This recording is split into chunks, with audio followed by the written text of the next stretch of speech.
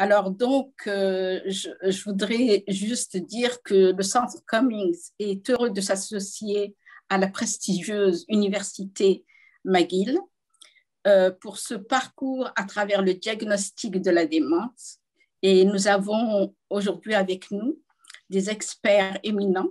Nous avons le docteur Gauthier, le docteur Morin, ainsi que Claire Webster. Et maintenant, permettez-moi de vous les présenter. Dr Serge Gauthier est directeur de l'unité de recherche sur la maladie d'Alzheimer et ses troubles connexes au Centre de recherche et d'études sur le vieillissement de l'Université McGill. Il est co-directeur universitaire du programme de formation sur la démence. Il est également professeur au département de neurologie et neurochirurgie, psychiatrie et médecine de la faculté de médecine et des sciences de la santé de l'Université McGill. Dr José Moré est professeur et directeur de la division de médecine gériatrique à la faculté de médecine et des sciences de la santé de McGill et au centre université à l'hôpital général juif. Responsable académique du programme de formation sur la démence de McGill, il est aussi co-directeur du réseau québécois de recherche sur le vieillissement et ancien président de la Société canadienne de gériatrie. Claire Webster, conseillère certifiée en soins de la maladie d'Alzheimer, conférencière et formatrice. Elle est aussi fondatrice et ambassadrice du programme de formation sur la démence de l'Université McGill. Elle anime la série hebdomadaire de web émissions McGill à vos côtés pour soutenir les proches aidants naturels. Elle est présidente de Passage Aidant, un cabinet de consultation qui fournit des services d'éducation. Claire nous a été introduite par Dorothy Reitman. Vous connaissez les magasins Reitman. Et Dorothy est une de nos membres du conseil d'administration du Centre Cummings. Alors, Claire a un parcours extraordinaire. Et maintenant, je vais laisser la parole à Claire. Claire, vous avez la parole. Merci. Merci beaucoup pour cette très gentille introduction, Annette. Et je suis très contente de m'adresser à toutes les personnes qui assistent à ce webinaire aujourd'hui, ainsi que la communauté séphardique. Shalom à vous. Je suis la fille de 2 immigrants qui sont arrivés à Montréal dans les années 60. Mon père était né en Égypte et ma mère était née en Finlande. Le parcours de ma mère dans l'univers de la maladie Alzheimer a été très long. Elle avait à peine 74 ans quand elle a reçu son diagnostic en septembre 2006, un an après le décès de mon père. Elle était encore en excellente forme physique. La maladie lui a volé tellement d'années précieuses de ce qui aurait dû être un moment fort de sa vie. J'étais très fâchée contre cette maladie qui lui volait ce qui aurait dû être de belles années. Elle s'est occupée de mon père pendant plus de 30 ans grâce à plusieurs problèmes de santé physique qu'il avait. Ça aurait été l'occasion de faire l'expérience d'une nouvelle vie juste pour elle, mais elle n'en a pas eu la chance, ni d'aller retourner visiter avec moi le pays de sa naissance. Elle n'a pas pu apprendre à connaître ses 2 magnifiques petites filles, ni voir son petit-fils chéri devenir un homme formidable. Rien n'aurait pu me préparer aux répercussions que cette maladie a eues sur ma mère, sur moi en tant que proche aidante et sur ma famille. Mes jeunes enfants allaient être témoins non seulement du déclin de leur grand-mère, mais aussi de l'effondrement de leur mère. Quand on est aidant naturel, la vie nous amène à suivre un programme d'entraînement très rigoureux. Nous devenons des experts en matière de crise, à devoir réagir à toutes sortes de situations, tant physiquement que mentalement, et nous développons nos propres mécanismes d'adaptation. Au cours des 15 dernières années, j'ai rencontré des centaines de proches aidants qui ont tous leur propre histoire à raconter. Le lien qui unit la majorité d'entre nous, c'est de ne pas avoir eu d'assez d'informations sur la maladie de la part et de ne pas avoir reconnu l'importance de faire appel à des services de soutien. Ce manque de formation a des répercussions énormes sur la qualité de soins et de la sécurité, tant pour la personne à soigner que pour le prochain. Malgré ce parcours compliqué, ainsi que le décès de ma mère en 2016, cette maladie m'a offert un terrain d'apprentissage et de croissance. J'ai réalisé que ma vocation était de consacrer le reste de ma vie à aider d'autres familles à s'y retrouver dans les parcours de soins et de devenir une éducatrice en me servant de mon expérience pour insuffler des changements dans le réseau de la santé. Chaque matin, je me lève avec le formidable sentiment d'être utile, sachant que je peux partager mon expérience et ma formation avec les autres. Alors, bienvenue aujourd'hui. Nous sommes très heureux d'avoir la chance de vous éduquer. Alors, pour commencer, j'aimerais présenter mes collègues Dr. Serge Gauthier et Dr. Moret. Bonjour. Alors, je pense qu'on va nous mettre sur l'écran, c'est ça? Alors, Dr. Moret, on va commencer avec vous. Je pense que ça sera très bien de faire le point à tous les gens qui écoutent parce que c'est vous qui passez tous les jours à l'hôpital. Comment ça va à l'hôpital à propos du virus du COVID? Premièrement, nous sommes très contents de pouvoir annoncer qu'il y a moins de cas de COVID hospitalisés, qu'il n'y a pas eu d'éclosion de cas de COVID depuis fort longtemps et que l'hôpital demeure un lieu sécuritaire. Si les personnes présentent des problèmes de santé que leur médecin de famille ne peut pas résoudre, il ne faut pas qu'elles aient peur de se présenter aux urgences, puisque l'hôpital est un milieu sécuritaire et nous sommes en mesure d'aider les personnes qui ont des problèmes de santé. Alors, on croit qu'avec la vaccination, la COVID est maintenant de plus en plus sous contrôle. Et si des problèmes de santé se présentent, surtout des problèmes aigus, alors il ne faut pas hésiter d'avoir recours à l'hôpital parce que ce n'est pas un lieu où on acquiert la COVID. En fait, c'est un lieu qu'on traite si les gens sont malades. Donc, il ne faut pas avoir peur des hôpitaux. Alors, je sais qu'il va y avoir beaucoup de questions, mais qu'est-ce qu'on va faire? C'est que nous allons faire notre présentation. Vous allez voir que plusieurs de vos questions vont être répondues dans le prochain heure. Nous allons garder une 15 à 20 minutes à la fin. Joanne Cummings va regarder toutes les questions qui arrivent, mais on espère de pouvoir répondre dans notre présentation aujourd'hui. Alors, je vais juste partager mon écran et on va commencer avec les diapos. OK. Alors, on va commencer avec le docteur Gauthier. Une des questions qui se pose le plus souvent, c'est qu'est-ce qui est la différence entre la démence et la maladie Alzheimer? La réponse courte, c'est que la démence peut avoir beaucoup de causes, dont la maladie d'Alzheimer. L'autre réponse plus complexe, c'est qu'on peut avoir la maladie d'Alzheimer dans son cerveau sans avoir de symptômes, jamais. Alors, la démence, est-ce que vous pouvez expliquer quels sont les différents types de démence? Parce que la démence, c'est le gros mot, mais c'est différentes maladies qui causent la démence. Alors, est-ce que vous pouvez en parler? C'est un terme assez ancien. Le terme de démence, ce sont les psychiatres, en fait, qui l'avaient défini au début du 20e siècle.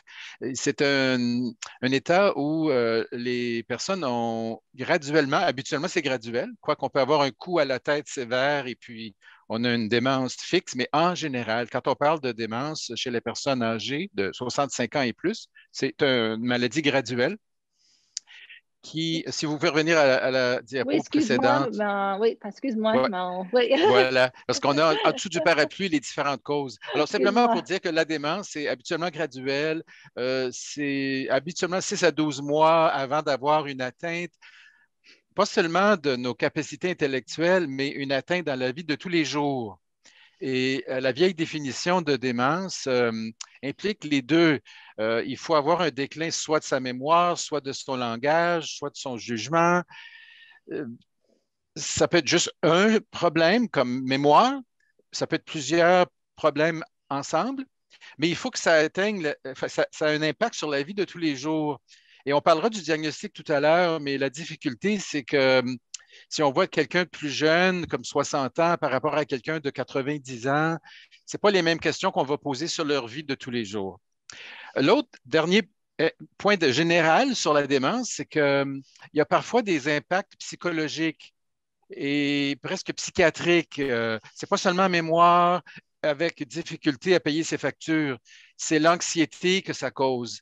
C'est l'agressivité parce qu'on dépend des autres. On va revenir tout à l'heure là-dessus. Maintenant, on voit en dessous du parapluie différentes causes de démence. L'Alzheimer est la plus fréquente en haut de 65 ans. Vous avez démence vasculaire qui est beaucoup moins fréquente qu'avant parce que les gens font plus attention à leur pression, au diabète et ils sont anticoagulés quand c'est nécessaire, etc. La démence à corps de Lewy, c'est un terme qui désigne un espèce de mélange Alzheimer-Parkinson. Et dans la période de questions, on pourra revenir là-dessus si l'audience le souhaite. Vous avez une démence frontotemporale qui est plus rare, qui est habituellement des jeunes femmes dans la cinquantaine ou soixantaine et qui peut être familiale. Et enfin, vous avez autre. Alors, il y a des causes de démence moins fréquentes, comme trop d'eau dans le cerveau, hydrocéphalie, plusieurs petits AVC. Il y a des variations sur le thème. Et vous avez ici une bonne idée des causes les plus fréquentes.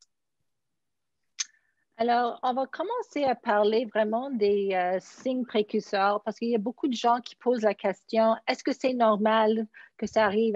Alors, nous allons prendre le temps, les deux docteurs vont prendre le temps de bien expliquer. Mais pour commencer, c'est quoi la différence entre le vieillissement normal, comme si je perds mes lunettes, je perds mes clés, et la démence? Je peux donner une réponse courte et José, tu peux compléter.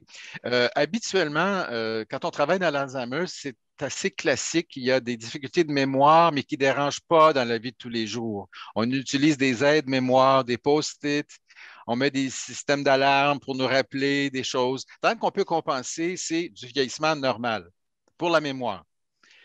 Peut-être que dans d'autres types de démence, c'est un peu plus difficile à distinguer. Par exemple, quelqu'un de 50 ans qui a un comportement social inhabituel comme premier symptôme de démence frontale, ça dépend de la personnalité antérieure de la personne et des circonstances où elle vit. Peut-être, José, tu peux amplifier peut-être pour la population gériatrique.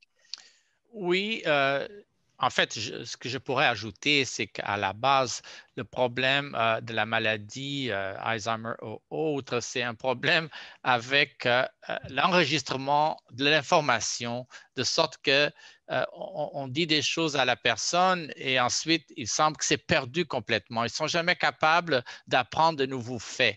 Et cet aspect-là, on sort déjà du vieillissement pour entrer dans la maladie. Alors, les oublis qu'on peut avoir, ce qu'on appelle les oublis bénins, j'oublie la clé, même on peut oublier qu'on a les lunettes sur la tête alors qu'on cherche ses lunettes. Voyez-vous, ça, c'est des petits oublis sans conséquence. Mais le fait qu'on ne se souvient pas de ce qu'on nous a dit hier, on semble toujours être après l'information parce qu'on ne se rappelle plus. Là, et en plus, quand il commence à avoir des déficits, des difficultés à réaliser les tâches au quotidien, comme oublier de prendre ses médicaments, ou bien on ne se rappelle plus comment préparer le repas alors qu'on a déjà fait tellement de différentes recettes dans sa vie, là, le problème, il devient de plus compliqué. Et là, on passe de vieillissement à la vraie maladie. Alors, si on regarde la liste des signes précurseurs ici, Dr. Gauthier, on parle souvent du théorie du complot. Alors, c'est-à-dire que membres de famille accusent leur épouse de tricher sur eux ou de voler. Comment est-ce qu'on peut expliquer cette symptôme-là? Oui. Bien, quand on oublie où sont rangées nos choses comme la sacoche, le portefeuille, on va blâmer son conjoint. Tu as pris ma sacoche. Ou s'il n'y a pas de conjoint, ben, on blâme le voisin. Alors, ça, c'est une des explications pour un symptôme assez fréquent, même au début de maladies comme l'Alzheimer, où quand on cherche des choses et qu'on ne réalise pas que c'est nous qui avons un problème, on va blâmer les autres. Pour ce qui est de la jalousie, ça dépend un peu de la personnalité antérieure de la personne. Certains traits de personnalité peuvent être amplifiés par ces maladies. Alors, comment est-ce qu'on peut gérer ça? Parce que c'est une plainte qui arrive souvent. Je pense que la majorité des gens avec qui je travaille, c'est ou quelqu'un triche sur eux ou quelqu'un vole d'eux. Comment est-ce que les gens peuvent gérer ces accusations-là? Je pense que c'est toi, Claire, qui pourrais nous donner la meilleure réponse parce que tu gères ça au Oui, quotidien. oui.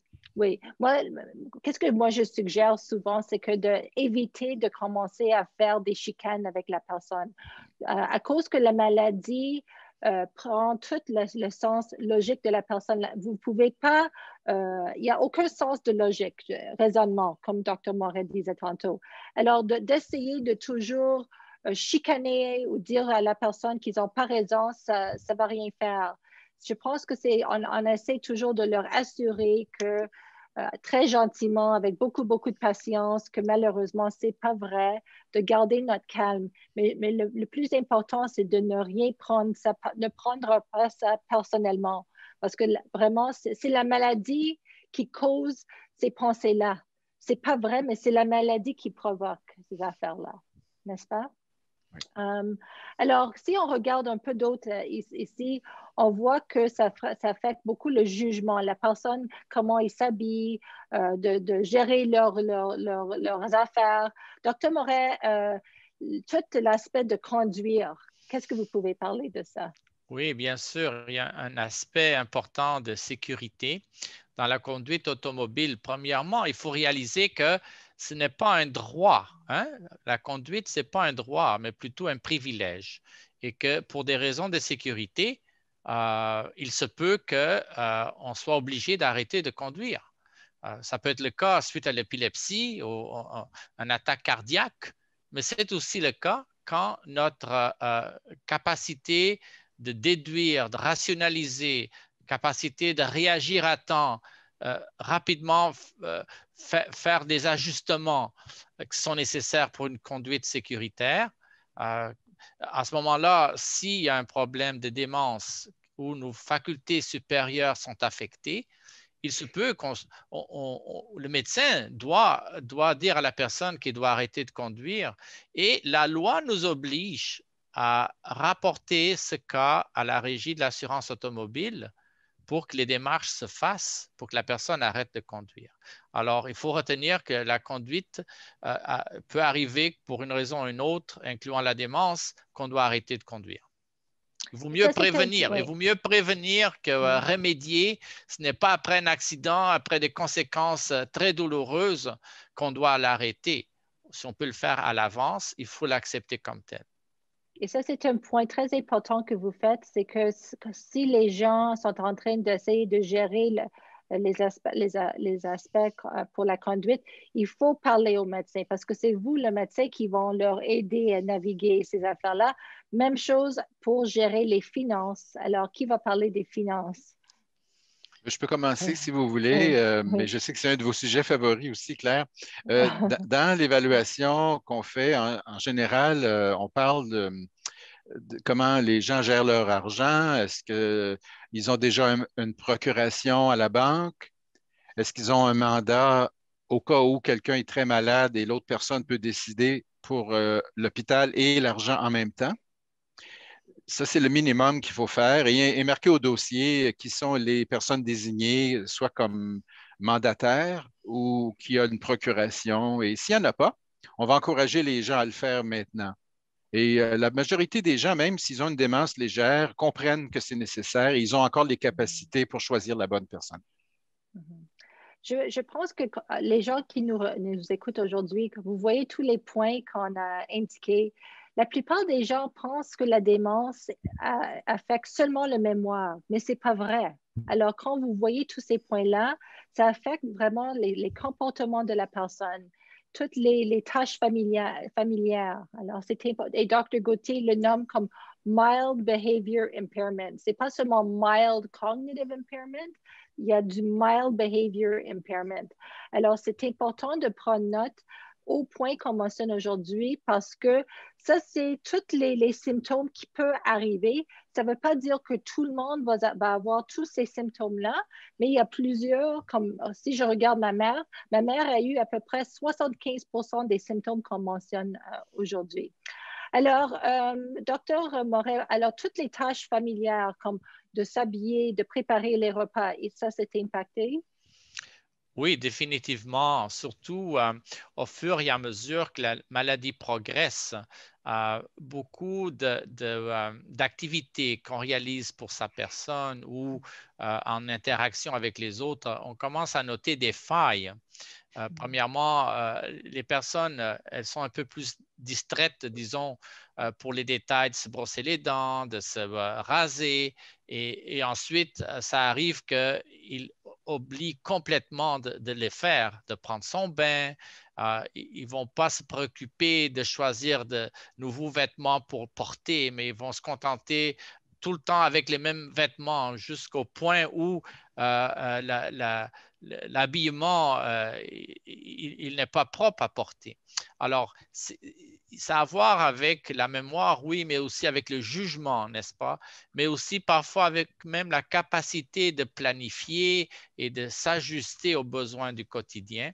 Et là, si la personne n'a pas quelqu'un dans son entourage pour la surveiller, pour donner des conseils, bon, cette personne-là va se détériorer autant cognitivement, autant la mémoire, mais aussi le physique, parce qu'il va moins bien manger, il va moins bien s'occuper de soi, ne pas prendre sa médication, et il y aura des conséquences pour la santé. C'est pour ça que dans la progression de la démence, avoir un membre de la famille, un voisin, quelqu'un de son entourage qui prend le rôle de proche aidant ou d'aidant naturel est essentiel. Et quand on parle de la maladie, il faut parler aussi de cette relation entre le patient et ce proche aidant. Alors, ça, c'est les signes précurseurs qui commencent à devenir un peu plus un défi pour les proches aidants. Et alors, confusion avec le temps, toujours répéter la même question, des fois 20 fois par jour, ou appeler toujours, demandant la même question. Le mot errant, ça veut dire wandering. Dr. Gauthier, est-ce que vous pouvez parler du wandering le soir, quand la personne se confuse du temps puis se lève le soir? Alors, c'est un comportement qu'on voit habituellement au stade plus avancé des démences où les gens n'ont pas de point de repère visuel et ça peut causer de l'inquiétude pour la famille parce que la personne peut se lever au milieu de la nuit et puis sortir à l'extérieur. On a chaque hiver des histoires de personnes qui sont sorties et puis qui sont gelées ou qui sont mortes de froid. Il y a des trucs simples pour cela. On met une serrure supplémentaire juste un peu plus haut que la hauteur des yeux pour pas que les gens sortent la nuit. Mais c'est aussi un problème qu'on voit dans des résidences de personnes âgées ou des centres de soins prolongés où les gens se trompent de chambre, essentiellement. Et il faut que le personnel soit habitué et pas faire d'histoire. Parfois, il faut choisir les voisins pour pas que quelqu'un soit tellement fâché que quelqu'un rentre dans sa chambre qui a un peu de violence. Ça peut arriver à l'occasion. Je ne sais pas si, José, tu as eu de l'expérience d'avoir des gens qui erraient d'une chambre à l'autre, puis il y a eu des mauvaises réactions. Oui, tout à fait. Ces choses-là se voient malheureusement quand la maladie est plus avancée. Ça peut se voir à domicile également. Par exemple, un homme, un de mes patients qui commençait très tôt le matin, toute sa vie dans sa profession, dans son travail, maintenant qu'il est devenu dément, il veut se lever à 4 heures du matin pour se préparer pour aller travailler alors qu'il est à la retraite depuis plus de 20 ans. Et effectivement, en milieu de soins de longue durée, beaucoup de résidents, ils se trouvent à ne pas savoir où sont sa chambre et son lieu, de sorte qu'ils peuvent s'introduire dans une autre chambre et ça peut causer des épisodes assez dramatiques parfois. Ouais. Alors, les épisodes de délire, paranoïa, agression verbale et physique, peut-être, Dr. Gauthier, quand nous allons être rendus au rôle du médicament, vous pouvez en parler, parce que des fois, ces symptômes-là causent beaucoup d'anxiété, hein? Fait qu'on pourrait attendre ça. Dr. Morel, les signes avancés, le plus que ça avance, la communication. Oui. Alors, au niveau du langage, les mots ont un sens, hein? On produit un son, mais on comprend qu'est-ce que ça veut dire. Et malheureusement, dans la maladie d'Alzheimer et dans beaucoup d'autres démences avec des variantes en particulier, on perd la notion quelle est la valeur du son qu'on entend, quelle image dans notre tête on donne. Un exemple, c'est que si je dis le mot chaise, tout le monde a une idée de qu'est-ce qu'une chaise représente dans sa tête. Mais dans cette maladie, cela s'efface et le son qu'on dit n'a pas de sens, ce qui rend les gens très désorientés. Et ça, c'est un aspect. L'autre aspect, c'est aussi des gestes qu'on pratique à tous les jours, comme se boutonner, comme se brosser les dents. Eh bien, ces gestes-là se perdent également. Il faut accompagner la personne beaucoup. Autrement, elle n'est plus en mesure de s'occuper de soi. C'est la maladie qui progresse et ça peut atteindre des stades très avancés dans lesquels la personne, elle est même incapable, face à une assiette avec un repas, d'utiliser convenablement les ustensiles pour se nourrir. Il faut qu'on donne à la cuillère la nourriture à cette personne. Et c'est des états très avancés qu'on voit malheureusement. Alors, en général, l'évolution de la maladie dure combien de temps? On dit que c'est de 7 à 12 ans. C'est quoi l'évolution? Oui, ce sont les chiffres habituels dans la littérature. Ça dépend un peu de votre santé générale. José va parler sûrement de ça, ce qu'on appelle les comorbidités. Est-ce que la personne est en bonne santé physique? Comme votre mère, Claire, était en très bonne santé, elle a vécu 10 ans. Par contre, une personne qui a 90 ans, qui a des problèmes de cœur et de rein, ne va pas vivre aussi longtemps. En général, pour ce qui est de la maladie d'Alzheimer, on parle de 7 à 10 ans pour une personne en bonne santé générale. Pour les gens qui ont une démence vasculaire ou un mélange Alzheimer vasculaire, tant qu'on contrôle bien les facteurs de risque vasculaire, qu'il n'y a pas de nouveau AVC, d'accident vasculaire cérébral, les gens sont stables longtemps, relativement stable longtemps, mais là, on peut avoir un événement aigu, crise cardiaque ou un AVC majeur. Donc, leur durée de vie va être peut-être plus courte, on parle de peut-être 5 à 7 ans, mais ils vont être plus stables pendant ces 5 à 7 années-là. Alors là, les gens, vous allez comprendre, vous avez vu, il y a plusieurs symptômes qui peuvent commencer à se passer.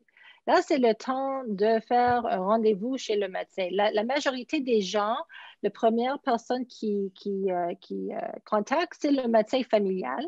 Mais aussi, le médecin familial, il peut référer à un neurologue comme le Dr. Gauthier ou un gériatre comme Dr. Morel. Alors, Dr. Gauthier, est-ce que vous pouvez expliquer à quoi les gens vont s'attendre quand ils voient le médecin?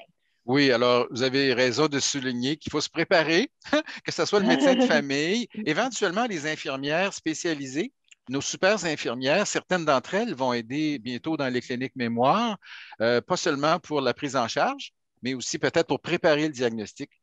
Et éventuellement, on pourra demander aux gens qui veulent consulter de le faire en ligne. On va préparer des questionnaires de plus en plus et les gens pourront penser d'avance à la liste des symptômes qui les inquiètent, faire un questionnaire sur comment ils se débrouillent dans la vie de tous les jours, est-ce qu'ils payent les factures, ils font à manger, le taux, il y a eu des problèmes, etc. Et est-ce qu'ils ont certaines inquiétudes, certains comportements. En attendant d'avoir tout ça en ligne, il faut peut-être les écrire sur un papier, c'est difficile quand on est chez le médecin puis on a seulement peut-être 30 minutes pour faire l'histoire, de se rappeler à quel âge ma mère est morte. Et puis, bon, alors peut-être les écrire, l'histoire familiale, les antécédents médicaux, les grosses chirurgies, vers quel âge. La liste des médicaments, c'est très important, surtout ceux qui ne sont pas prescrits. Alors, ceux qui ont la mélatonine et puis les choses qu'on achète chez le pharmacien ou l'homéopathe, dans le doute, amenez donc tout ça dans un panier ou un sac. À l'occasion, on fait le ménage, José puis moi, on en jette la moitié. Oui. Je vais arrêter là pour le moment. Vas-y, José. Ouais, c'est très clair que pour faire en sorte que le 30 minutes soit le plus profitable possible, qu'on le rende très efficace, n'est-ce pas? C'est que les gens viennent déjà préparés avec ce genre d'informations. Ça accélère et ça laisse plus de temps ensuite à nous d'interagir pour répondre à leurs interrogations. Classiquement, il faut nous dire quels symptômes ils ont notés. Qu'est-ce qu'il y a de différent dans l'époux, dans l'épouse ou dans un des parents quand c'est un enfant qui accompagne un de ses parents? Parce que c'est à travers l'histoire qu'on va chercher, je dirais facilement, 70% du diagnostic. Le 30% après, c'est l'examen physique, c'est quelques tests supplémentaires dont on pourra en parler. Mais c'est très, très important de nous dire ce que la famille a noté. Et nous, on pose des questions sur la base de ce que typiquement une maladie comme la maladie d'Alzheimer peut présenter. Et ça nous aide à poser le diagnostic. Voilà. Alors, une fois qu'on est préparé, Dr. Gauthier, comment est-ce que l'examen est fait? Alors, l'histoire, comme José disait, c'est 70% du travail.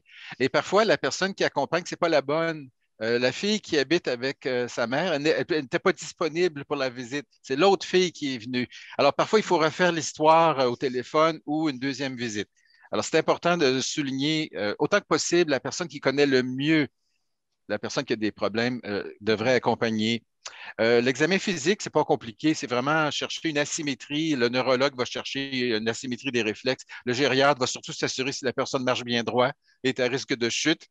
On fait un peu la même chose, mais et puis les tests de dépistage dont on parlera après. C'est peut-être, José, tu veux parler de l'examen physique pour le gériatre parce que votre perspective est un peu différente. Oui, Dr. Gauthier a raison dans le sens que nous, on insiste beaucoup sur la capacité fonctionnelle de la personne. Et là, il faut s'assurer que la personne est en mesure de se tenir debout, de se déplacer, elle ne va pas tomber. On veut s'assurer qu'elle a assez de force et de facilité de manipulation pour comprendre que si elle n'est pas capable de s'habiller, ce n'est pas tant parce qu'elle est faible, mais parce que la coordination, la planification du geste est absent. Et l'histoire avec les examens que nous faisons, c'est ça qui nous aide à avoir la certitude qu'effectivement, nous faisons face à une maladie d'Alzheimer et non pas mettons, une autre maladie ou une autre circonstance quelconque. Voilà. En général, les gens qui ont une maladie d'Alzheimer, au début, ont un examen physique normal, Claire. Ouais. Okay. À moins d'avoir 90 ans et d'avoir déjà plusieurs autres problèmes de santé. Et il faut que je mentionne, parce que j'ai eu cette question plus tôt, c'est que les gens posent, qu'est-ce qui arrive si ma mère, mon père, mon époux ne veut pas aller voir le médecin? Il ne faut pas oublier que, encore, la démence, ça enlève tout le sens de raisonnement de la personne. C'est comme ma mère, elle croyait qu'il n'y avait rien qui se passait avec elle, tout allait bien, okay? Parce que c'est souvent le proche aidant ou l'épouse ou la fille qui voit qu'est-ce qui se passe à cette personne-là. Mais la personne qui a la démence se croit qu'ils sont 100% corrects. Alors, ça ne va pas être nécessairement facile de leur faire aller voir le médecin. Il faut être créatif, il faut vraiment leur encourager, il faut trouver toutes sortes de moyens. Mais ils ne vont pas aller et dire, OK, c'est bien, je vais aller voir le médecin, parce qu'eux autres, ils croient qu'ils sont bien. OK? Alors, ça prend du creativity. Alors, le test le plus connu, Dr. Gauthier, c'est le MOCA. Oui, le Montreal Cognitive Assessment. C'est un test qui a été développé ici à Montréal il y a presque 20 ans. C'est disponible en ligne, mais c'est mieux de ne pas pratiquer d'avance parce qu'il y a un effet de pratique. Alors, si vous arrivez chez le médecin et puis vous avez déjà toutes les questions, les réponses, ben là, On va vous donner la version 2 ou la version 3. Mais essentiellement, comme vous voyez ici, c'est un outil de dépistage sur 30 points. Et vous avez en haut un petit test, faire une ligne entre les chiffres et les lettres. Ensuite, copier le cube. On vous fait dessiner une horloge et mettre les aiguilles pour une certaine heure. Nommer les 3 animaux. C'est drôle parce que les messieurs, en général, disent que le rhinocéros, c'est d'autres choses. Un taureau, une vache. J'ai tout entendu. Ensuite, 5 mots à retenir. Alors, vous voyez les mots ici, visage, velours, église, marguerite rouge. On les répète 2 fois et on vous dit, on va vous les demander tout à l'heure. Essayez de vous en rappeler. Ensuite, on vous distrait avec des séries de chiffres à répéter. Il faut soustraire 100 moins 7, répéter 2 phrases, donner des mots qui commencent par la lettre F. Et une autre distraction. Et c'était quoi les 5 mots? Alors, tout le monde va oublier au moins un, des fois 2 mots. C'est normal, tout le monde. Sauf Trump. Lui, il y a eu 35 sur 30. Mais sérieusement, c'est un test qui a été bien planifié pour que personne ait un score parfait. Autrement dit, après un week-end, on va oublier la date. C'est normal. On va oublier 2 mots sur 5, c'est normal. D'accord? Ce qui est important, c'est est-ce que c'est stable dans le temps. Alors, c'est le genre de test qu'on va répéter à chaque visite ou le MMS, qui est aussi connu sous le nom de Folstein, sur 30 points aussi. Ce sont des petits clichés de votre fonctionnement intellectuel au moment de la visite. Parfois, le stress, l'anxiété va modifier votre réponse. Si vous êtes dur d'oreille aussi, on peut les faire en ligne jusqu'à un certain point ou par téléphone jusqu'à un certain point depuis 1 an. Et là, il y a tout, c'est très compliqué, mais le médecin, ça se peut que vous ayez aussi d'autres tests complémentaires, n'est-ce pas, comme des prises de sang. José, veux-tu commenter là-dessus? Oui, avec plaisir, parce que il y a des maladies ou des règlements du rein ou du foie, et ces maladies-là peuvent donner des symptômes similaires à la démence. Seulement, ils tendent à être un peu plus aigus, apparaître plus rapidement et plus sévèrement. Mais peu importe, il est de notre devoir s'assurer que la santé générale de la personne est bonne et qu'il n'y a pas de déficit dans d'autres aspects, qu'il n'y a pas un diabète mal contrôlé, qu'il n'y a pas un déficit de la glande thyroïde, etc. Oui. Et en plus, ce n'est pas obligatoire parce que déjà à l'histoire et à l'examen, on est pas mal sûr si c'est de la maladie ou pas. Parfois, pas toujours. Mais ce que je veux dire par là, on peut aller chercher d'autres renseignements en faisant passer un CT scan ou une résonance magnétique du cerveau. Ce n'est pas ça qui met le diagnostic, mais ça peut nous guider sur différentes possibilités. Docteur Gauthier a dédié une partie de sa vie avec l'interprétation de ces tests-là. Il pourrait en donner davantage d'informations, mais la vérité est que ce n'est pas nécessaire pour tous les cas. Ce n'est pas le scan ou l'image cérébrale qui fait le diagnostic, c'est nous. Oui. Le diagnostic de démence, c'est un diagnostic clinique. C'est basé sur l'histoire, au moins 2 visites, des fois 3 pour voir comment ça évolue. Et on dit si c'est une démence cliniquement, et la cause la plus probable est, avec les données disponibles, Alzheimer, vasculaire, sur la base du scan ou à l'histoire, ou avec composante parkinsonienne, basée sur l'examen physique ou la présence d'hallucinations visuelles. La cause est probable à ce moment-là. L'autre question, alors, on va parler des médicaments, parce que les gens veulent souvent savoir, est-ce qu'il y a un traitement? C'est quoi le rôle des médicaments? Alors, est-ce que vous pouvez en parler?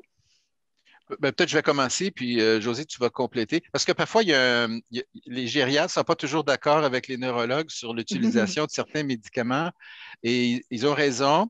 Je vais m'expliquer.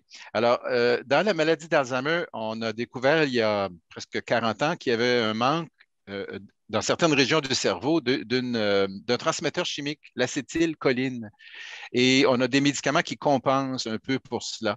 Alors, ce sont des médicaments bien connus de l'audience, leur Donepezil qui s'appelait avant Aricept, galantamine qui s'appelait avant Réménil, ou rivastigmine qui s'appelait avant Exelon, ça peut être en pilule ou en timbre. Ce sont des médicaments qui augmentent le niveau d'acétylcholine dans le cerveau et qui diminuent un peu l'apathie, l'indifférence, qui peuvent aider un peu la concentration et la mémoire et indirectement ramener l'intérêt pour faire certaines tâches que les gens avaient peut-être laissé tomber. Et c'est suffisant pour que la famille et le médecin voient qu'il y a une amélioration. Ce n'est pas tout le monde, c'est peut-être la moitié des gens après 6 mois. Oui, il était mieux après 3 mois. La médication est ajustée un petit peu pour avoir une dose maximale bien tolérée. Et on espère que ça va durer au moins 2 ans, cette stabilité relative. La difficulté dont peut-être José va nous parler, c'est que les personnes très âgées peuvent avoir des effets secondaires qui vont peut-être annuler le bénéfice pour la mémoire.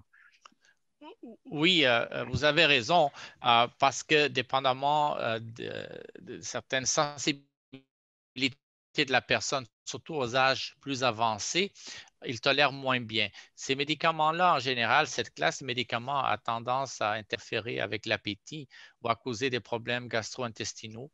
Et plus notre système est fragilisé avec l'avancement de l'âge, plus on est susceptible d'avoir ces effets secondaires.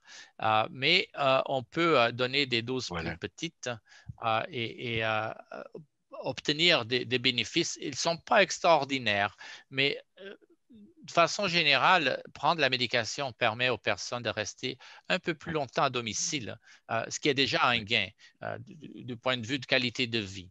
Il y a aussi des médicaments pour traiter les autres problèmes associés avec la démence. Ce n'est pas des simples. La personne se sent dépressive parce qu'elle voit que c'est plus laborieux, la penser, résoudre les problèmes du quotidien, planifier sa vie. Et ça peut causer la dépression. Alors, on peut donner ces médicaments-là aussi qui vont aider la personne. Claire, si tu permets, puisqu'on parle d'antidépresseurs, il faut peut-être dire à l'audience que parfois, les antidépresseurs, certains d'entre eux aident à dormir. Et les problèmes, pas de wandering dont on parlait plus tôt, il n'y a pas de médicament pour ça, mais l'agitation la nuit, l'inquiétude dans le noir, surtout au mois de novembre, ça peut être aidé un peu par des faibles doses de certains antidépresseurs un peu sédatifs. Oui. C'est exactement la question que je voulais poser, fait que vous l'avez répondu. Alors, Dr. Morel, les gens demandent souvent aussi comment est-ce qu'on peut prévenir de ne pas avoir la démence? Qu'est-ce qu'il faut faire? Ah oui. Ben, si j'aurais la réponse, je serais millionnaire. Mais le fait est qu'on comprend de plus en plus qu'il y a d'autres facteurs qui font progresser la maladie. Et si on travaille sur ces facteurs-là, on pourrait retarder l'apparition de la maladie pour commencer ou bien amoindrir sa progression. Par exemple, nous savons que, premièrement, le niveau d'éducation des personnes, le niveau de nombre d'années de scolarité empêche la maladie d'apparaître aussitôt, disons. Mais aussi, prévenir les facteurs qui causent des problèmes artériels, de la circulation sanguine. Alors, avoir la pression élevée, avoir du cholestérol élevé, avoir un excès de poids et beaucoup d'inactivité, tout ça contribue à accélérer l'apparition de la démence. Et donc, toute notre vie, maintenir un style de vie en santé, adopter des bonnes habitudes de vie, peut retarder la maladie, puis on espère même qu'elle ne vienne jamais à bout d'apparaître. Alors, et ça, même après le diagnostic, on peut appliquer ces principes parce qu'il y a des bénéfices, bénéficier de marche quotidienne, d'une nourriture en santé qui fait qu'il n'y a pas d'embonpoint, mais en même temps, je peux vous dire d'emblée qu'il y a beaucoup de perte de poids à des âges très avancés. Il faut se nourrir convenablement avec 3 repas par jour et un peu un petit snack, comment on dit ça, un petit collation. Collation, oui, oui. Et un verre de vin. Oui, pas 2, mais 1. Pas trop. Pas trop, pas trop. Et finalement, vous savez, nos relations interpersonnelles sont une source de joie, d'épanouissement de la personne, et ça, c'est très bénéfique pour notre cerveau. Ça l'aide dès notre tendre enfance avec les parents qui s'occupent de nous, nos frères et sœurs, mais plus tard dans la vie aussi, ça continue d'être très important. Voilà. J'aimerais amplifier, si tu permets, Claire, l'interaction sociale c'est tellement important. Et c'est une des choses que le Centre Cummings fait tellement bien. Les gens que je connais qui sont allés là, le fait de rencontrer des gens en personne ou virtuellement, ça fait sortir des ressources qu'ils avaient, ça les stabilise plus longtemps. Alors, c'est bien important de ne pas rester isolé. On voit ça à l'occasion. Peut-être que Claire, vous allez peut-être en parler parce que vous voyez souvent, l'aidant est isolé avec la personne atteinte. Ils ne veulent pas sortir de la maison. Non. Mais au contraire, ils devraient avoir le plus d'interactions sociales possible, même si les amis Oui. peut-être sont partis.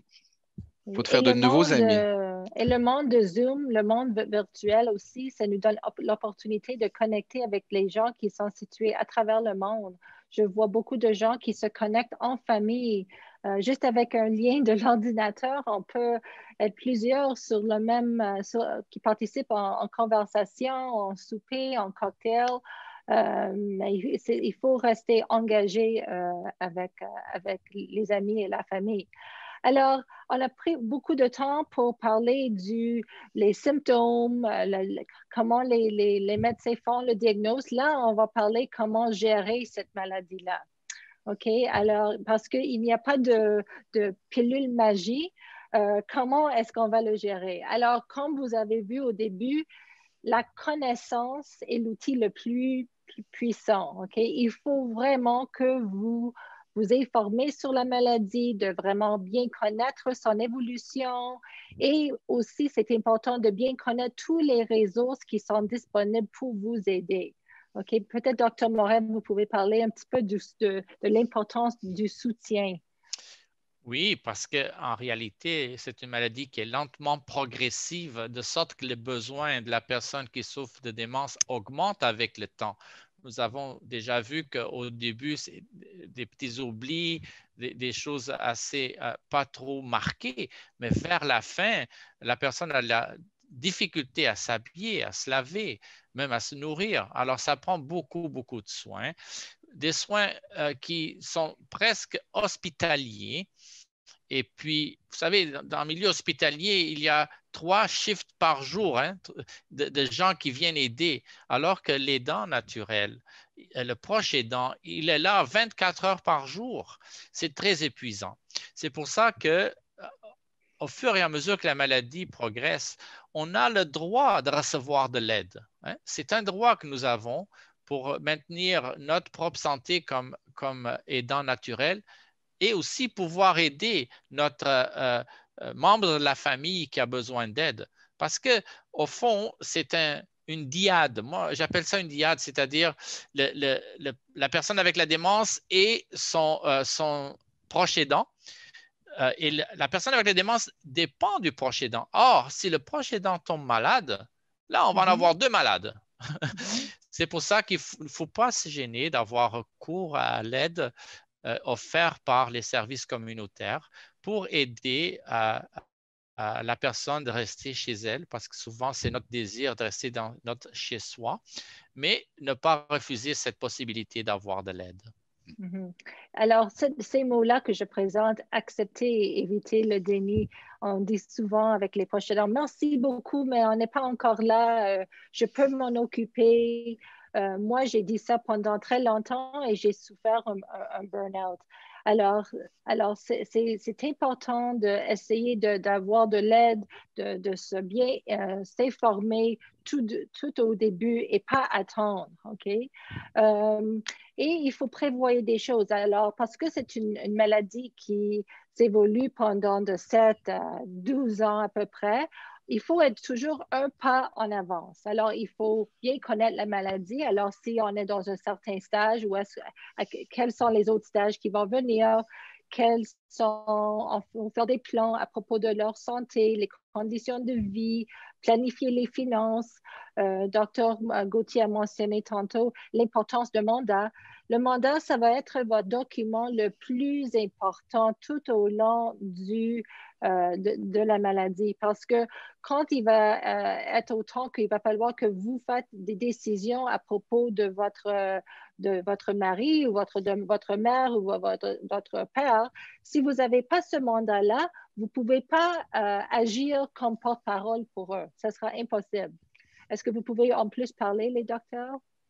Oui, comme on l'a dit, c'est une des choses dont on parle au tout début parce que les gens sont encore au stade où ils sont tout à fait compétents pour choisir la bonne personne. Euh, il faut l'expliquer de façon simple, dans le sens que, écoutez, si vous avez un accident grave, vous êtes à l'hôpital, en qui avez-vous confiance pour signer pour vous s'il faut vous opérer vite, là? C'est essentiellement ça. Et habituellement, je dirais 90 des gens le font dans les 6 mois qui suivent. Le conjoint le fait en même temps, puis parfois les enfants aussi le font en même temps. Tout le monde fait son mandat en même temps.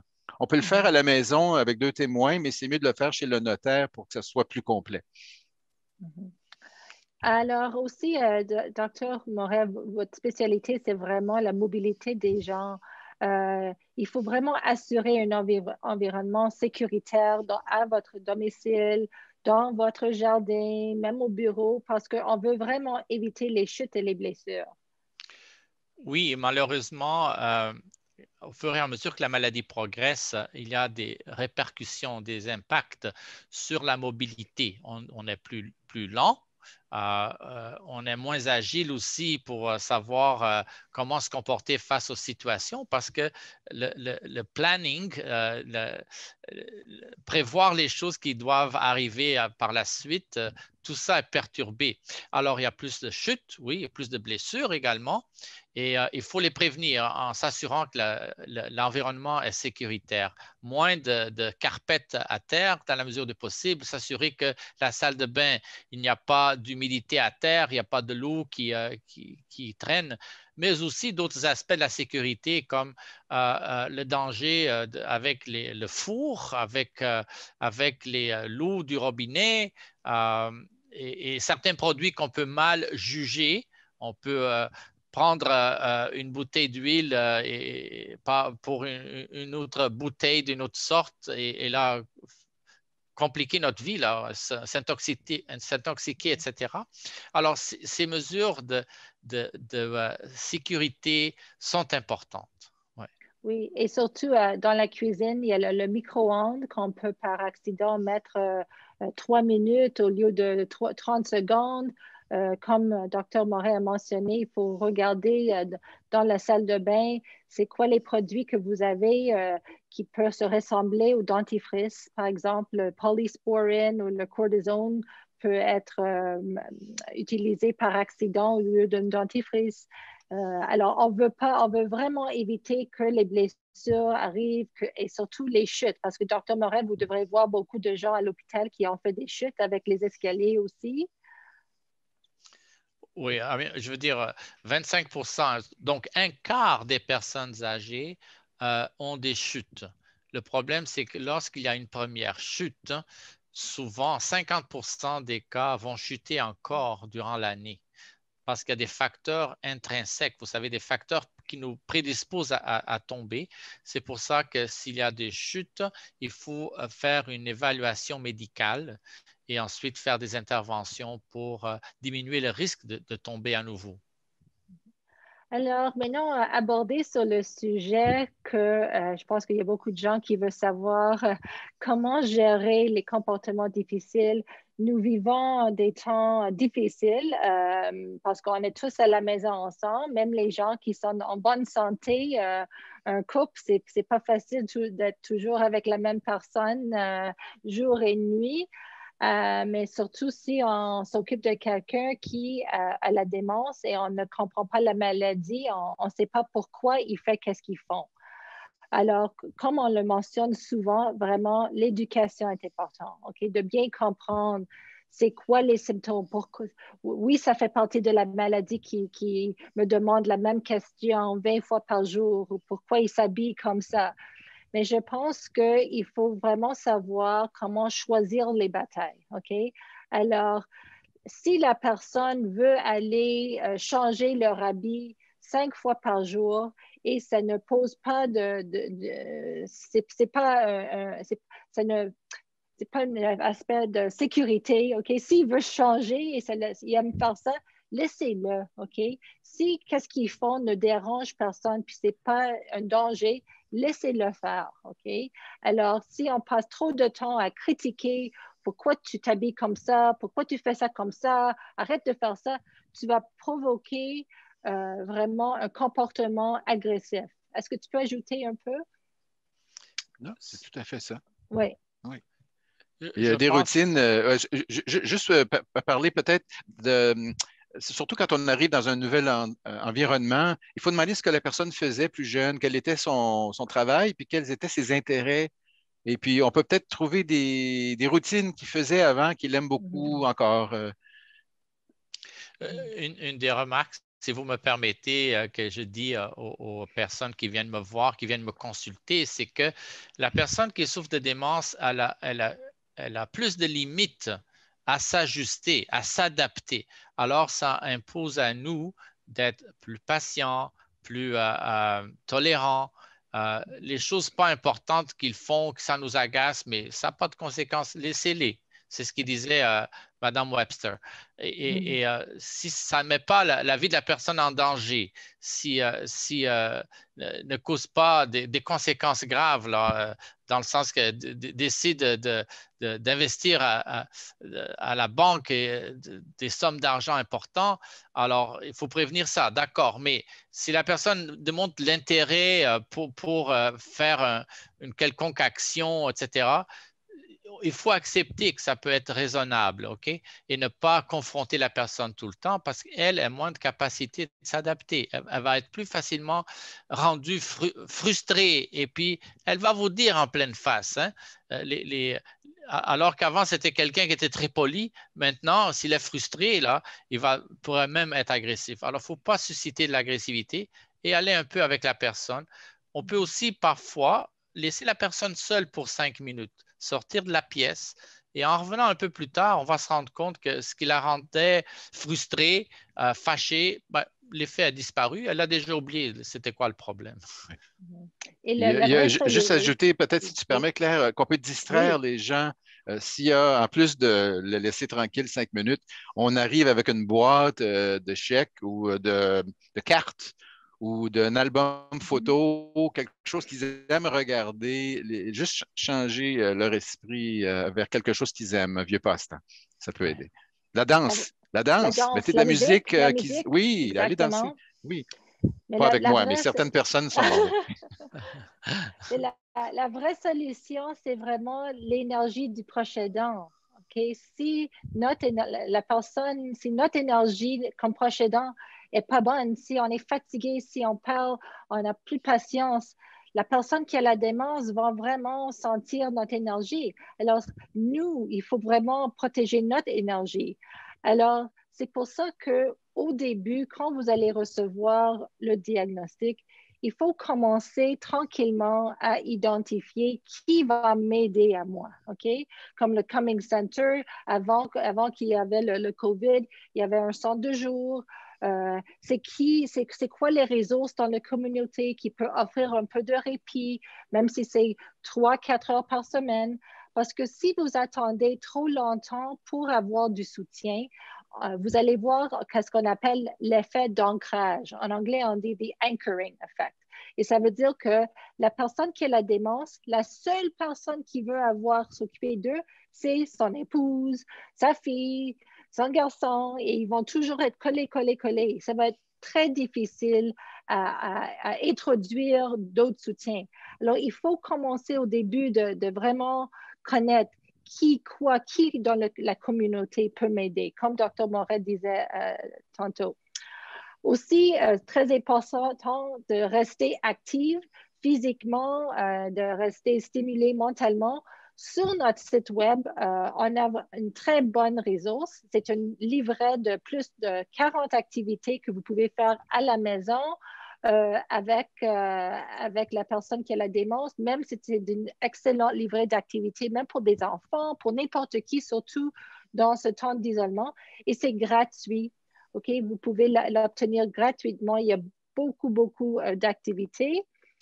Et je pense que je vais laisser les docteurs vous dire que l'importance de s'occuper de soi, OK, comme proche aidant est le plus important, n'est-ce pas?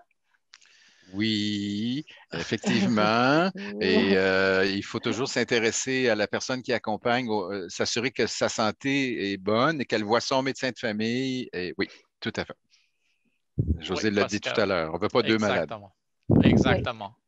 Oui. Et tu sais, vous avez la permission comme proche aidant d'avoir votre propre vie. OK? Qu'est-ce que je trouve souvent que quand je travaille avec les familles, c'est que les proches aidants croient que j'ai pas la permission, je ne peux pas aller prendre une marche, je peux pas faire ça. Comment est-ce que je peux laisser mon mari, ma mère toute seule, mon père tout seul? C'est très important de vous réénergir, OK? C'est très important que vous s'occupez de soi parce que si vous ne serez pas là, qui va s'occuper? Okay? Vous êtes le numéro un. Il faut que vous soyez la priorité. Okay? Et n'ayez pas peur de dire non au projet ou aux personnes qui ne vous conviendra plus, OK? De choisir où est-ce que vous mettez votre énergie, de choisir les projets, de choisir les personnes, OK? Parce que votre santé est le numéro un, le plus précieux de tous. C'est vraiment le formulaire, le formule, le pilule magie pour pouvoir bien s'occuper de la personne que vous aimez tellement, OK? Alors, pour terminer, nous autres, à McGill, nous avons un programme très compréhensif. On a fait plusieurs web émissions. Aujourd'hui, je pense qu'on a presque 50 web émissions. Ils sont toutes gratuits. Vous pouvez aller les regarder quand vous avez le temps.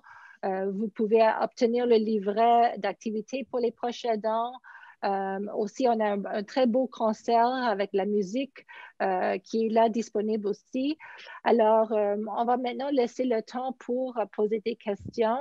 Merci beaucoup pour nous avoir écoutés. Et là, nous sommes là pour répondre aux questions. Bon, merci aux médecins et à Claire. Mon nom est Joanne Baskin. Je suis le chef de programme service de jour à Cummings. Il y a quelques questions dans l'audience que je vais poser. Je vais les lire.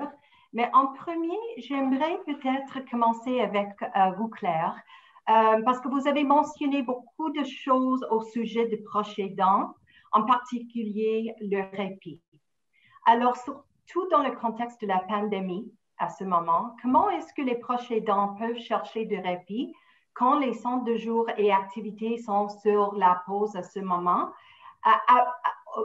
Vous avez partagé des ressources et je veux mentionner qu'on va envoyer beaucoup de ces ressources à tout le monde après cet événement.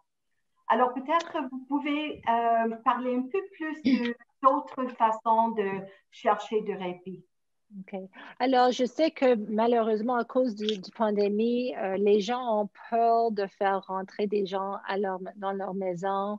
Les gens qui même avaient de l'aide des CLSC ou peut-être des proches aidants professionnels qui venaient, ils ont peur. Alors, peut-être c'est le temps que si vous avez des membres de votre famille qui offrent de venir rester à la maison pour quelques heures, si votre fille, votre garçon, votre voisin avec qui vous tenez vous offre et vous dit, est-ce que je peux rester? Est-ce que vous voulez que je reste quelques heures avec votre mari, que vous puissiez aller prendre une marche? Dis oui. OK? On a l'instinct de toujours dire, oh non, c'est correct, je suis bien. Si vous avez des gens qui vous offrent de vous aider, s'il vous plaît, dis oui, OK?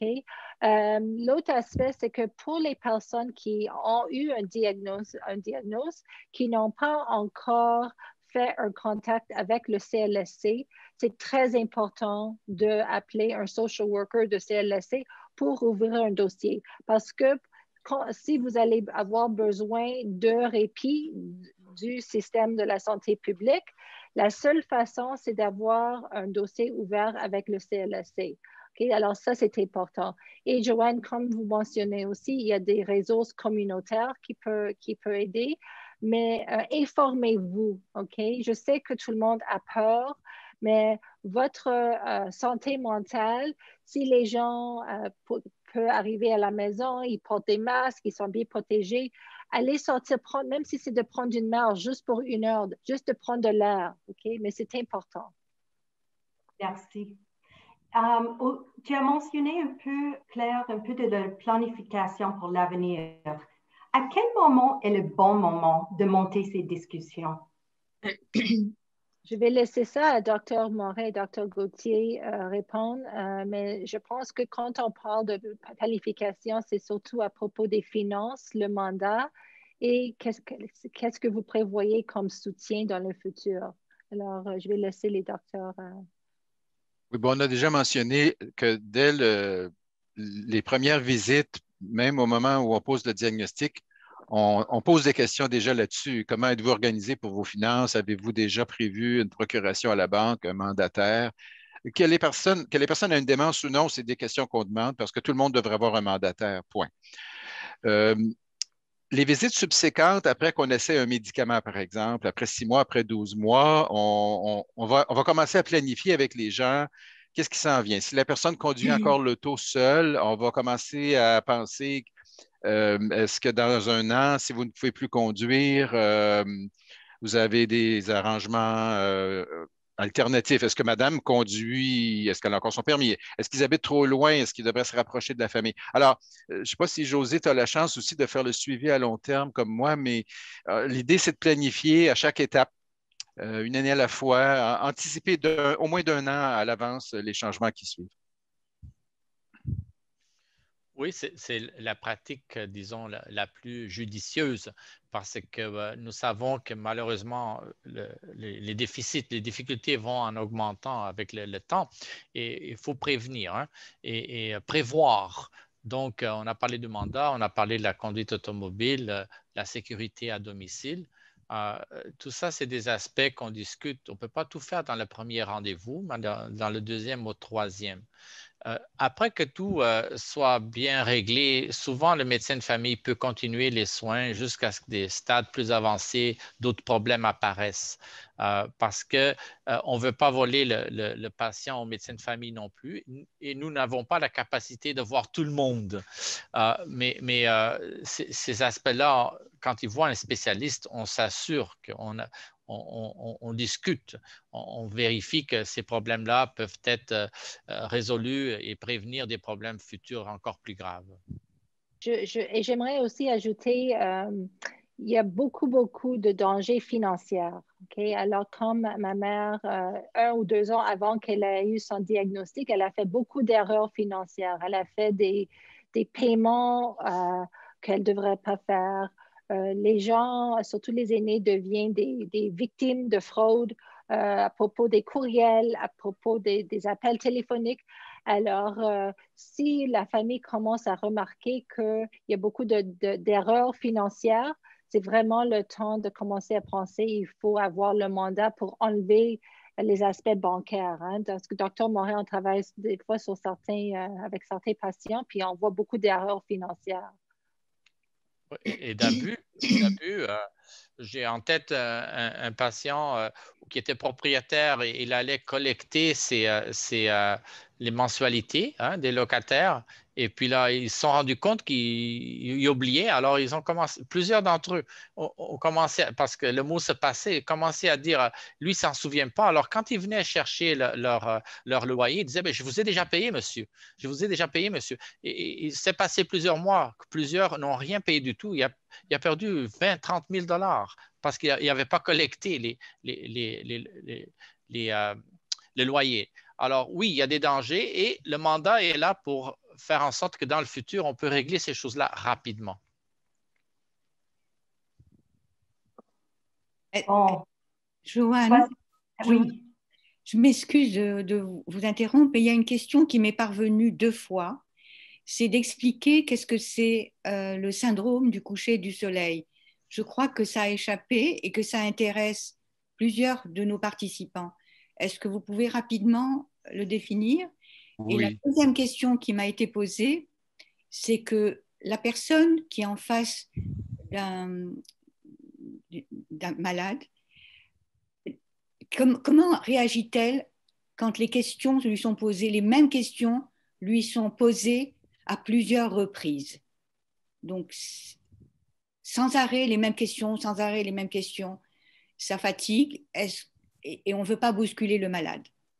Alors, le coucher du soleil et ça. Merci. Okay. Je vais commencer pour le coucher du soleil parce que c'est un de mes sujets favoris. Oui. C'est drôle à expliquer quand on parle à des gens qui habitent dans d'autres pays parce que c'est assez particulier au Canada. En novembre, il fait noir à 5 heures. Alors, les gens, on a tous une petite déprime naturelle, une espèce de syndrome dépressif jusqu'à Noël. Et pour les gens qui ont une démence, il y a un phénomène particulier, c'est que les gens sont anxieux, inquiets parce qu'il fait noir. Un peu comme les enfants, quand il fait noir, ils ont peur qu'il y ait un ours caché en arrière du sofa. Alors, ce sundowning, syndrome du crépuscule, c'est un classique pour les pays dans notre latitude, surtout à la fin de l'automne. Et on essaye d'anticiper ça. On en parle d'avance, comme aux visites d'été ou d'automne. Mettez plus de lumière dans la maison, dans la soirée, moins de bruit. Parfois, on utilise un antidépresseur sédatif après le souper. Alors, on essaye de prévenir le plus possible. Pour la réponse courte à la deuxième question, on en a parlé un peu tout à l'heure. Et si la personne pose les mêmes questions tout le temps et ça devient agaçant, ben, les distraire tout simplement, sortir la boîte de photos, l'album de photos, simplement les distraire. Parfois, ça fonctionne. Peut-être que Claire a d'autres secrets. Oui, non, mais aussi, qu'est-ce qui arrive souvent, c'est que la personne appelle par téléphone leur fille ou leur garçon. Ça arrive souvent 20 fois par jour. Et à un moment donné, il faut mettre des boundaries, OK? Il faut dire, il faut vraiment pas continuer à répondre le téléphone 20 fois par jour, surtout si on sait que la personne qui nous appelle est en sécurité, OK? Alors, parce que si on travaille, on ne peut pas répondre. On peut faire comme, OK, on parle à 9 heures le matin, puis peut-être vers la fin de la journée. Mais si on habite avec quelqu'un qui nous pose la même question toujours, je sais que c'est très difficile, mais il faut avoir la patience. C'est notre rôle comme proche aidant, c'est la maladie. Ce n'est pas la faute de la personne. Il faut que les gens comprennent que c'est la maladie qui cause ça. C'est pour ça que, surtout au début de la maladie, où on a des habitudes, des symptômes comme ça prend beaucoup d'énergie, beaucoup de patience. Alors, on n'a pas de choix, il faut le répondre. OK? Alors, peut-être, Dr. Moret, est-ce que vous avez d'autres choses à ajouter? J'aime beaucoup l'option de distraire la personne. Puis là, on peut utiliser beaucoup de moyens, incluant d'aider la personne à s'habiller pour aller faire une petite marche à l'extérieur quand il ne fait pas moins 20. Quand il fait moins 20, c'est différent. Mais le principe ici, c'est distraire la personne pour qu'elle ne soit pas toujours en train de répéter la même chose. Parfois, quand c'est avec quand est-ce qu'on va aller voir les enfants ou quand est-ce qu'on va aller chez le docteur, on peut mettre un signe dans le calendrier et dire à la personne, vas-y regarder, tu vas savoir c'est quand. Pour question que cette pensée obsédante qui revient tout le temps, elle finisse par disparaître avec d'autres activités. Voilà. Pour le sundowning, je voulais juste ajouter, c'est important quand on parlait tantôt de la sécurité. Si la personne commence vraiment à marcher le soir, il faut s'assurer qu'on a un système d'alarme ou qu'il y a des chimes, des petites cloches sur les portes qui, si jamais la personne à 4 heures du matin décide qu'ils vont commencer leur journée et qu'ils vont sortir de la maison ou de l'appartement, qu'il y a des chimes qui sonnent. Parce que, comme Dr. Gauthier mentionnait avant, il y a beaucoup de gens qui se lèvent le milieu de la soirée et puis ils s'en vont. Il peut partir. Alors, si on voit que la personne se lève régulièrement, puis il y a un risque qu'il quitte la maison, il faut vraiment assurer qu'il y ait un système d'alarme à la maison, okay? Ou un bracelet pour identifier la personne en cas où qu'ils sont partis, puis là, ils ne savent pas où est-ce qu'ils sont. Okay? Bien. Joanne? OK. Parfait. Je pense que nous avons terminé notre partie des questions. J'aimerais mentionner que vous allez tous recevoir un sondage et des ressources pertinentes par Nicole, par courriel, après cet événement. Et on vous prie d'y reprendre afin de poursuivre ces panels informatifs et de sensibilisation. Alors, je vais passer la parole à Nicole. Merci, Joanne.